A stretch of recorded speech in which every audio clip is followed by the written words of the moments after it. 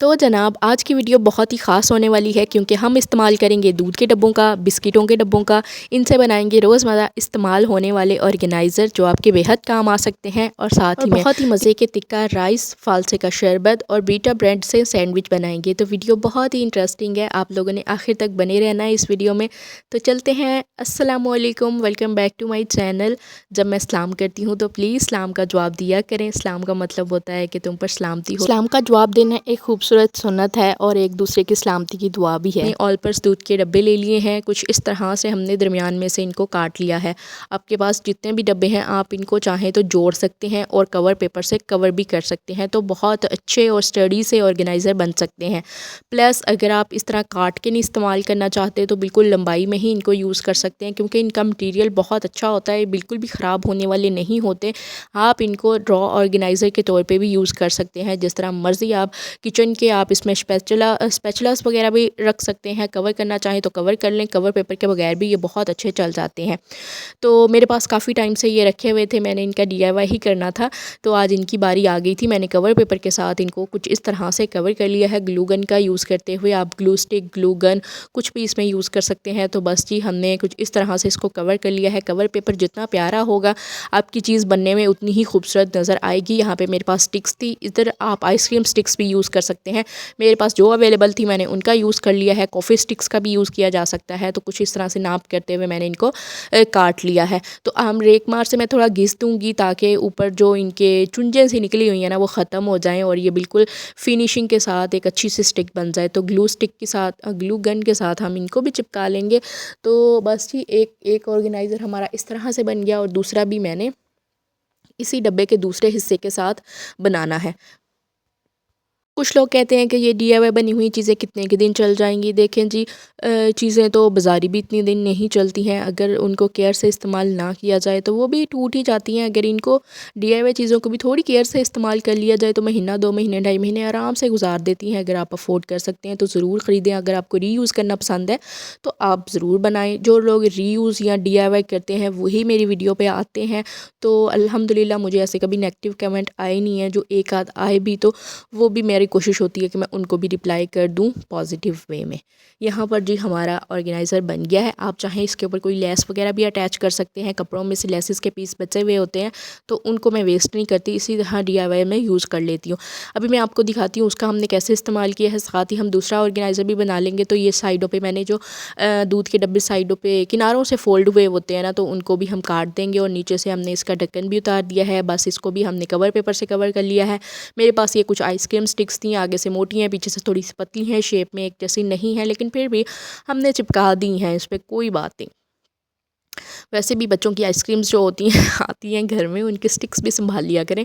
तो जब DIY करना होता है ना वो भी बहुत अच्छे से काम आ जाती हैं, धो के सुखा के जिस तरह मर्ज़ी उनको इस्तेमाल करें। तो बस जी इसको भी हमने कुछ इस तरह से कवर कर लिया है। जितनी मेरे पास थी मैंने सारी चिपका दी हैं। फ्रंट पे आ गई हैं, बैक रह गई है, तो मैंने ये कपड़ा लेके इसको भी ऊपर की तरफ फोल्ड कर दिया है। तो बड़ा अच्छा सा ये बास्केट बन गया। कपड़ा जितना मतलब बड़ा होगा तो वो अंदर की तरफ पूरा चला जाएगा। जो छोटा सा पीस था मुझे ये चक वाला ज़्यादा प्यारा लग रहा था, तो हम ये लगा देंगे। और साथ में आप जूट की रोप लेके उसकी बो बना के भी लगा सकते हैं। जूट की रोप को भी साइड नीचे कवर कर सकते हैं जैसे कि मैं करूँगी, तो इससे और ज़रा चीज़ प्यारी आती है। आप इसको मल्टीपल तरीक़ों से इस्तेमाल कर सकते हैं। बेशक आप AC के बटन के साथ इसको अटैच कर दें, लटका दें, क्योंकि ये किसी भी हुक के साथ आराम से हैंग हो जाएगा। लाइट वेट सा है। आप इसमें AC के रिमोट, TV के रिमोट हैंग कर सकते हैं, जो कि मैं इधर आपको पिक्चर में शो करवा रही हूँ।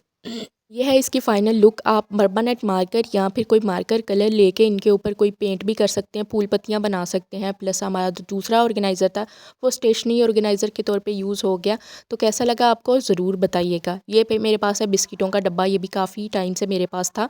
इसका भी मैं DIY करने का सोच रही थी, लेकिन थोड़ा टाइम टेकिंग काम था, तो मैंने सोचा जब मेरे पास टाइम होगा ज़्यादा तो मैं तभी इसको बनाऊँगी। यहाँ पर जी हमने इसके ये पीछे से थोड़ा फटा हुआ था और डब्बा भी इतना कोई मज़बूत नहीं था, तो मैं इसको थोड़ा मज़बूत भी बना लूँगी। यहाँ पे हमने जी इसका थोड़ा हिस्सा काट लिया है ताकि हम एजेस को अंदर से फोल्ड कर सकें, ताकि जो साइडें हैं इसकी थोड़ी और स्टडी हो जाएं। लेकिन फिर भी मुझे इतनी भी ये अच्छी नहीं लग रही थी, हल्की लग रही थी, तो आगे जाके मैंने कार्डबोर्ड के कुछ और पीसेस साइड पे अटैच कर दिए थे। मैंने एक और कार्डबोर्ड का पीस लिया है बिल्कुल इसी के साइज़ का, और पीछे से हमने इसका फ्लैप बनाया है ना, ये देखें यहाँ पे अटैच करना है, तो मैंने हाथों से ही थोड़ा सा मरोड़ लिया था ताकि ये पीछे से अच्छे से अटैच हो जाए। ग्लू के साथ भी अटैच कर दूँगी और मैं कुछ यहाँ पे मास्किंग टेप्स भी लगा दूँगी ताकि ये मजबूती से इधर जुड़ा रहे।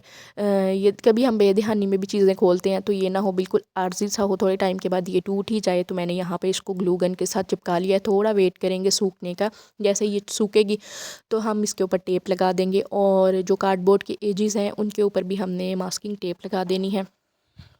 ये डब्बा भी हमारा मल्टीपल तरीके से यूज़ हो सकता है। बिल्कुल आगे जाके मैं आपको दिखाती हूँ कि मैंने इसका इस्तेमाल कैसे किया है। ये देखें, अब मास्किंग टेप आगे बिल्कुल साइडों पे जहाँ जहाँ आपने लगानी है। इससे होता ये है कि जब आप किसी चीज़ को कवर करते हैं तो एजेस आगे से मुड़े मुड़े नहीं, फिसे फिसे से नहीं लगते, तो बिल्कुल फ़ाइन लगते हैं और फिनिशिंग अच्छी आती है आपके DIY में।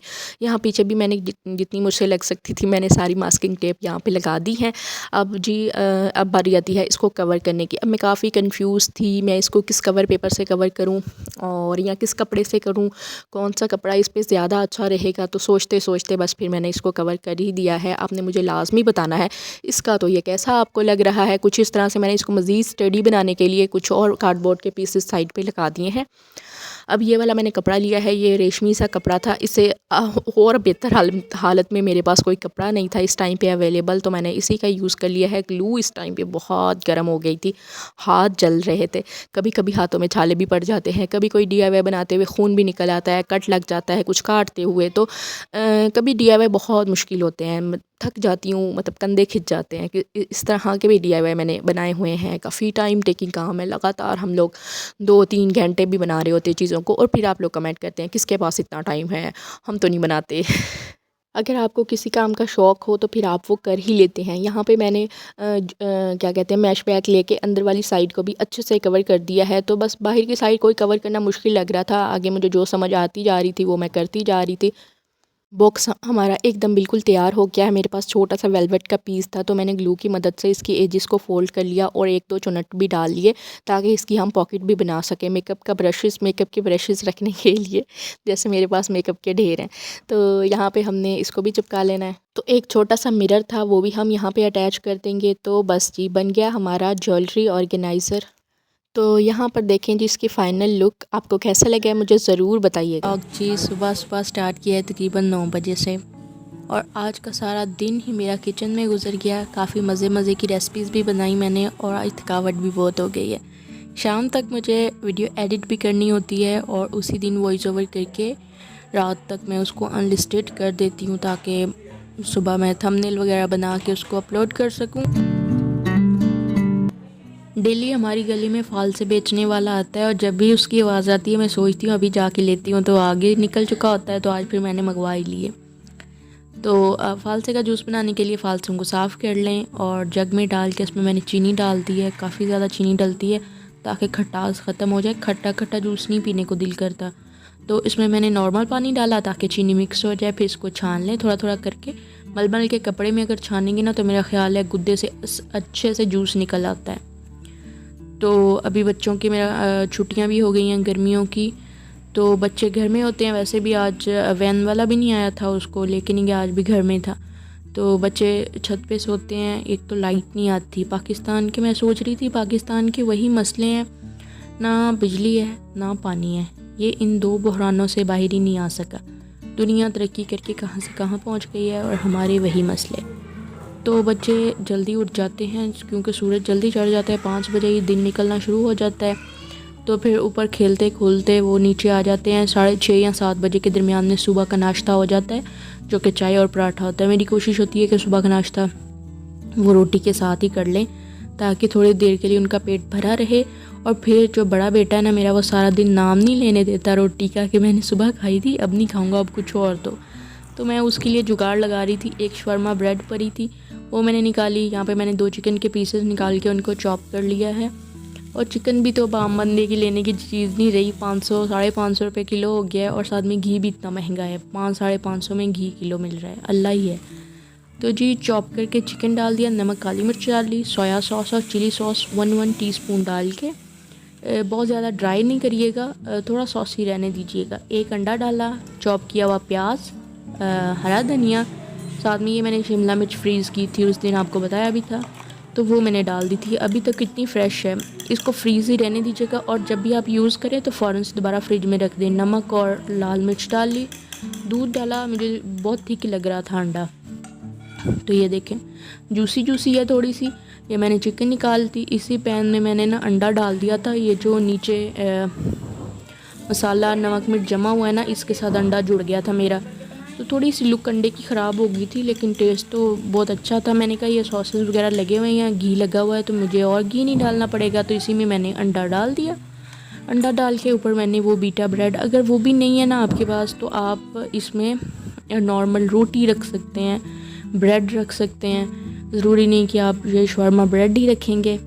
तो इसको मैंने निकाल लिया, फिर मैंने ये चिकन के पीसेस रखे ऊपर, और ये रहे जी चिकन के पीसेस, ये एक ब्रेड के लिए काफ़ी हैं। फिर मैंने खीरा स्लाइस करके रखा और साथ में मैंने मस्टर्ड सॉस, साथ में चिली गार्लिक सॉस डाली। मस्टर्ड सॉस को मैं प्रेस करी थी, वो कुछ ज़्यादा ही निकल आई, इतनी ज़्यादा नहीं होनी चाहिए क्योंकि इसका बड़ा स्ट्रॉन्ग फ्लेवर है।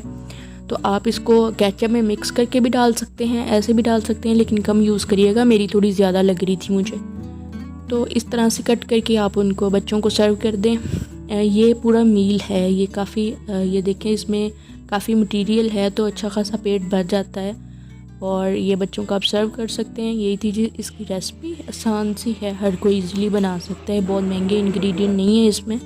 अब आ जाते हैं जी उस रेसिपी की तरफ जिसकी स्टोरी लगाते ही मैसेजेस आना शुरू हो गए कि रेसिपी शेयर कर दें। चिकन लिया मैंने हड्डी के साथ, नमक, लाल मिर्च, हल्दी, गरम मसाला, सूखा धनिया और तंदूरी पाउडर मैंने डाला है, तंदूरी मसाला 1 टेबलस्पून। तमाम इंग्रेडिएंट की मिकदार डिस्क्रिप्शन में मिल जाएगी आपको इजीली। इसमें लेमन जूस डाला है और हल्का सा फूड कलर भी डाला है 1 पिंच के करीब। इसको मैं मैरिनेट करके छोड़ दिया तकरीबन 2 घंटे के लिए, 2.5 घंटे के लिए फ्रिज में पड़ा रहा। तब तक मैंने यहाँ पर राइस को भिगो के रखा हुआ था। 2 कप मैंने चावल लिए, भिगो के रख दिए आधे घंटे के लिए। इसके बाद जी ऑयल 2 टेबलस्पून में चावल डाल दें, नमक, लाल मिर्च, हल्दी डाल के गरम मसाला डाल दें और पानी डाल दें। 2 कप चावल हैं तो मैंने इसमें 4 कप पानी डाला था उबालने के लिए। पानी कोशिश करें कि अंदर ही चावलों का ड्राई हो जाए, अगर ज़्यादा भिगे हुए चावल हैं तो पानी कम डाल लीजिएगा। तो बस जी उबलने के लिए मैंने कवर करके छोड़ दिए इसको लो टू मीडियम हीट पर। तो इसी तरह से ना इसका पानी ड्राई हो गया था और यहाँ पर मैं अभी आपको दिखाती हूँ इसका पानी ड्राई हुआ। इसमें मैंने हरा धनिया डाला और इसको मैंने दम वाली आग पे छोड़ दिया। यहाँ पर देखें एक तो लाइट आ रही थी, लाइट जा रही थी। आज तो वीडियो बनाने में इतना मसला हो रहा था ना, बस क्या बताऊँ, गुस्सा बहुत आ रहा था।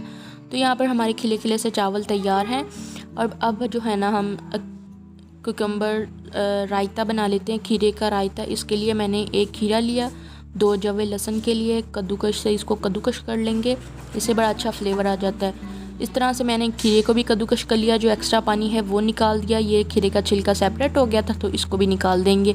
ये मैंने पुदीना और हरी मिर्च एक ही कूट के डाली है, नमक डाला है और साथ में मैंने फ्रेश योगर्ट डाल दिया।